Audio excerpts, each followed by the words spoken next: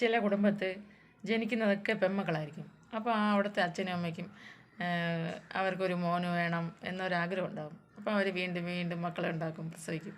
പക്ഷേ ഇപ്പോൾ ഒരു കുടുംബത്തിൽ 2 പെൺമക്കളാണെങ്കിൽ വീണ്ടും മൂന്നാമതൊരു പെൺകുട്ടി ജനിച്ചാൽ ആ കുട്ടിയോട് അച്ഛനല്ല അമ്മയ്ക്ക് അത്ര താല്പര്യമൊന്നും ഉണ്ടാവില്ല, സ്നേഹം ഉണ്ടാവില്ല. എല്ലാ അമ്മമാരും മക്കളെ ഒരുപോലെയാണ് സ്നേഹിക്കുന്നതെന്ന് പറയുന്നത് കള്ളത്തരം മാത്രമാണ്.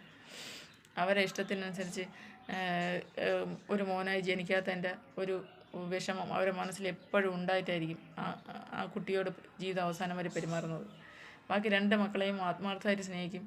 ഈ 2 മക്കൾ എന്ത് കുറ്റം ചെയ്താലും ഈ മൂന്നാമത്തെ കുട്ടിയുടെ തലയിൽ കുറ്റം അടിച്ചേൽപ്പിക്കും.